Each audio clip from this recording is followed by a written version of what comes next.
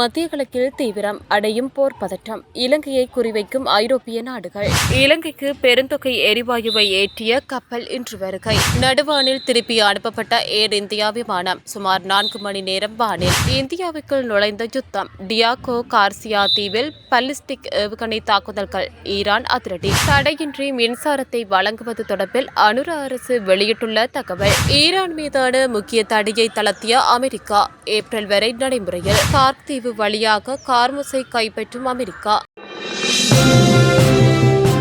மத்திய கிழக்கில் தீவிரம் அடையும் போர் பதற்றம். இலங்கையை குறிவைக்கும் ஐரோப்பிய நாடுகள். மத்திய கிழக்கு பிராந்தியத்தில் உள்ள நாடுகளில் முதலீடு செய்துள்ள அமெரிக்கா மற்றும் ஐரோப்பிய முதலீட்டாளர்களை இலங்கைக்கு ஈர்ப்பதற்கான செயற்றிட்டத்தை ஜனாதிபதி அனுரகுமார திசாநாயக்கவிடம் இலங்கை முதலீட்டு சபை சமர்ப்பித்துள்ளது. மத்திய கிழக்கில் நிலவும் போர் சூழ்நிலையால் எழும் நெருக்கடிக்கு இலங்கையை ஒரு உகந்த முதலீட்டு மையமாக பயன்படுத்துவதே தங்களின் நோக்கம் என்று இலங்கை முதலீட்டு சபையின் பணிப்பாளர் நாயகம் ரேணுகா எம் வீரகோன் தெரிவித்துள்ளார். இத்திட்டத்திற்கான பதில்களை ஜனாதிபதியும் நிதியமைச்சும் எதிர்பார்த்துக் கொண்டிருப்பதாக அவர் கூறியுள்ளார். போர் குறித்து அச்சம் இல்லாததும் நீர்வளம் கொண்ட நாடாக இருப்பதும் முதலீடுகளை ஈர்ப்பதில் இலங்கைக்கு சாதகமாக அமைந்துள்ளன என அவர் கூறியுள்ளார். தொலைத்தொடர்பு, சுற்றுலா, கல்வி, நிதி சேவைகள், மருந்து உற்பத்தி, தகவல் தொழில்நுட்பம், தளவாடங்கள் போன்ற துறைகளில் ஐரோப்பிய மற்றும் அமெரிக்க நிறுவனங்களை நாட்டில் முதலீடு செய்ய ஊக்குவிக்கலாம் என பணிப்பாளர் நாயகம் குறிப்பிட்டுள்ளார். இந்த நிலையில் மத்திய கிழக்கு மற்றும் ஐரோப்பாவில் உள்ள இலங்கை தூதர்கள் எதிர்காலத்தில் பொருளாதார ராஜதந்திரம் தொடர்பாக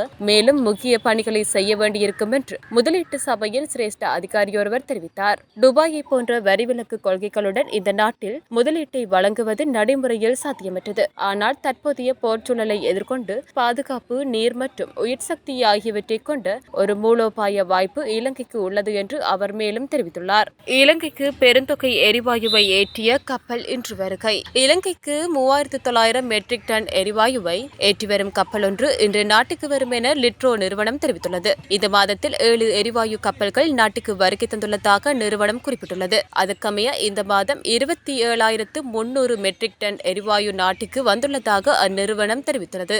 மேலும் இந்த மாதம் மேலும் 3 எரிவாயு கப்பல்கள் நாட்டுக்கு வர உள்ளதாகவும் லிட்ரோ நிறுவனம் குறிப்பிட்டுள்ளது. நடுவானில் திருப்பி அனுப்பப்பட்ட ஏர் இந்தியா விமானம் சுமார் 4 மணி நேரம் வானில். கனடாவுக்குள் நுழைவதற்கு தேவையான ஒழுங்குமுறை அனுமதி இல்லாத விமானத்தை இயக்கியதால் வான்கூவர் நோக்கி சென்ற ஏர் இந்தியா விமானம் ஒன்று நடுவானில் புதுடெல்லிக்கு திரும்பும்படி நிர்பந்திக்கப்பட்டது என NDTV செய்தி வெளியிட்டுள்ளது. அந்த அறிக்கையின்படி A185 விமானம் காலை 11:34 மணிக்கு டெல்லியில் இருந்து புறப்பட்டு குன்மிங்கிக்கு அருகிலுள்ள சீன வான்வெளியில் பறந்து கொண்டிருந்த போது சுமார் 4 மணி நேரம் வானில் இருந்த நிலையில் இந்த பிரச்சினை கண்டறியப்பட்டது. போயிங் 777-200 LR ரகத்தை சேர்ந்த அந்த விமானம் கனடாவுக்குள் விமானங்களை இயக்குவதற்கு அங்கீகரிக்கப்படவில்லை. கனடாவில் இதுபோன்ற சேவைகளுக்கு ஏர் இந்தியா தற்போது தனது போயிங் 777-300 ER ரக விமானங்களை மட்டுமே பயன்படுத்த அனுமதி பெற்றுள்ளது. இந்த பிரச்சினை கண்டறியப்பட்டதைத் தொடர்ந்து அந்த விமானம் திருப்பி அனுப்பப்பட்டது. மொத்தம் 7 மணி 54 நிமிடங்கள் பயணித்த அந்த விமானம் டெல்லியில் பாதுகாப்பாக தரையிறங்கியது. அனைத்து பயணிகளும் விமான ஊழியர்களும் எந்தவித பிரச்சனையுமின்றி விமானத்திலிருந்து இறங்கினர். விமானம் திருப்பி அனுப்பப்பட்டது ஒரு செயற்பாட்டு பிரச்சினை காரணமாக என்றும் இந்த முடிவு வழக்கமான நடைமுறைகளின்படி எடுக்கப்பட்டது என்றும் ஏர் இந்தியா கூறியுள்ளது. எங்கள் விருந்தினர்களுக்கு ஏற்பட்ட சிரமத்துக்கு வருந்துகிறோம் என்று அந்த விமான நிறுவனம் கூறியதுடன் பாதிக்கப்பட்ட பயணிகளுக்கு ஹோட்டல், தங்குமிடம் உள்ளிட்ட உதவிகள் வழங்கப்பட்டதாகவும் தெரிவித்தது. அந்த விமான நிறுவனம் ஒரு மாற்று விமானத்துக்கும் ஏற்பாடு செய்தது. அது மறுநாள் அனைத்து பயணிகளுடனும் புறப்பட்டது.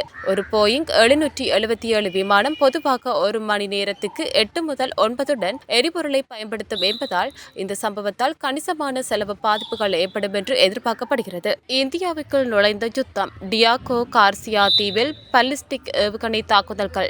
ஈரான் அதிரடி. ஈரான் இந்திய பெருங்கடலில் அமைந்துள்ள அமெரிக்கா, பிரித்தானியாவின் ராணுவ தளமான டியாகோ கார்சியாவை நோக்கி 2 நடுத்தர பல்லிஸ்டிக் ஏவுகணைகளை ஏவியதாக தகவல்கள் தெரிவிக்கின்றன. மத்திய கிழக்கு பகுதியை தாண்டி தனது சக்தியை வெளிப்படுத்தும் முயற்சியாக இது கருதப்படுகிறது என த வால் ஸ்ட்ரீட் ஜேர்னல் மேற்கோள் காட்டி அமெரிக்க அதிகாரிகள் தகவல் தெரிவித்துள்ளனர். அறிக்கையின்படி ஏவப்பட்ட ஏவுகணைகளில் ஒன்று பறக்கும் நிலையிலேயே செயலிழந்ததாகவும் மற்றொன்றை தடுக்க அமெரிக்க போர்க்கப்பல் SM-3 தடுப்பு ஏவுகணையை பயன்படுத்தியதாகவும் கூறப்படுகிறது. எனினும் அந்த தடுக்குதல் வெற்றியடைந்ததா என்பது உறுதியாக தெரியவில்லை. இந்த ஏவுகணைகள் எப்போது ஏவப்பட்டன என்பது குறித்த தகவலும் வெளியிடப்படவில்லை. இந்த முயற்சி ஈரானின் ஏவுகணை திட்டம் அது பொதுவாக அறிவித்ததை விட அதிக தூரத்தை எட்டக்கூடியதாக இருக்கலாம் என்பதை காட்டுகிறது. காட்டுகிறது. டியாகோ கார்சியா தளம் ஈரானிலிருந்து சுமார் 4000 கிலோமீட்டர் தொலைவில் அமைந்துள்ளமை குறிப்பிடத்தக்கது. தடையின்றி மின்சாரத்தை வழங்குவது தொடர்பில் அனுர அரசு வெளியிட்டுள்ள தகவல். நாட்டிற்கு தொடர்ச்சியான மின்சார விநியோகத்தை உறுதி செய்வதே அரசாங்கத்தின் முதன்மை நோக்கம் என அமைச்சர் டாக்டர் நலிந்த ஜேதிச தெரிவித்துள்ளார். தற்போது நிலவி வரும் உலகளாவிய பொருளாதார நெருக்கடியின் காரணமாக உலக சந்தையில் நிலக்கரி உள்ளிட்ட எரிசக்தி ஆதாரங்களின் விலை உயர்வு நாட்டின் எரிசக்தி துறையில் பாரிய தாக்கத்தை ஏற்படுத்தியுள்ளது. சாதாரண காலங்களை விட செலவுகள் அதிகரித்துள்ளதால் எதிர்கால மின்சார கட்டணங்கள் மற்றும் மசகு எண்ணெய் விலைகளை நிர்ணயிக்கும் போது அரசாங்கம் இந்த சந்தை மாற்றங்களை உன்னிப்பாக கவனிக்க வேண்டியுள்ளது. மேலும் நிலக்கரியின் தரம் குறித்த தற்போதைய அறிக்கைகளை ஆய்வு செய்வதன் மூலம் திறமையான எரிசக்தி மேலாண்மையை பேணுவதில் அரசாங்கம் உறுதியாக உள்ளது. நுகர்வு முறைகளில் ஏற்படும் மாற்றங்களை கண்டறிந்து பொதுமக்களுக்கு தடையின்றி சேவைகளை வழங்குவதற்கு தேவையான முடிவுகளை எடுக்க அதிகாரிகள் தயாராக உள்ளனர். மேலும் தொடர்ச்சியான மின்சாரத்தை வழங்குவதே எங்களது பிரதான குறிக்கோள். அதற்கான தேவையான அனைத்து நடவடிக்கைகளையும் நாங்கள் பின்பற்றி வருகிறோம். ஒவ்வொரு மாதமும் மின்சார பயன்பாட்டில் மாறுபாடுகள் உள்ளன. சில மாதங்களில் மின்சார பயன்பாடு அதிகமாக உள்ளது. நிலக்கரியின் தரம் குறித்த சில அறிக்கைகள் விசாரணைக்கு அனுப்பப்பட்டுள்ளன. அவற்றை நாங்கள் ஆராய்வோம். இருப்பினும் தொடர்ச்சியான மின்சாரத்தை வழங்குவதே எங்களது நம்பிக்கையாகும். உலக சந்தையில் நிலக்கரி முதல் அனைத்து பொருட்களின் விலையும் உயர்ந்துள்ளது. மறுபுறம் இதுபோன்ற ஒரு சூழ்நிலையில் நாங்கள் மேற்கொள்ளும் ஒப்பந்தங்களின் சாதாரண காலங்களில் வரும் விலைகளை, அதாவது எண்ணெய் விலை அல்லது மின்சார கட்டணத்தை கருத்தில் கொள்ளாமல் இதையே கருத்தில் கொள்ள வேண்டும் என அமைச்சர் மேலும் தெரிவித்துள்ளார். ஈரான் மீதான முக்கிய தடையை தளர்த்திய அமெரிக்கா ஏப்ரல் வரை நடைமுறையில். மத்திய கிழக்கு போரின் காரணமாக எண்ணெய் விலைகள் அதிகரித்துள்ள நிலையில் அமெரிக்கா கடலில் ஏற்கனவே ஏற்றப்பட்டுள்ள ஈரான் எண்ணெய் மீதான தடைகளை தற்காலிகமாக தளர்த்தியுள்ளது. அமெரிக்க நிதித்துறை நேற்றைய தினம் வெளியிட்ட அறிக்கையில் மார்ச் 20க்கு முன்பு கப்பல்களில் ஏற்றப்பட்டுள்ள ஈரான் கச்சா எண்ணெய் மற்றும் பிற பெட்ரோலிய பொருட்களை விநியோகித்து விற்பனை செய்ய அனுமதி வழங்கப்பட்டுள்ளது.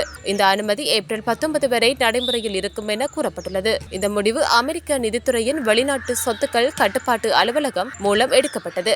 இதற்கு முன் ரஷ்ய எண்ணெய் தொடர்பான தடைகளும் இதேபோன்று தளர்த்தப்பட்டிருந்தன.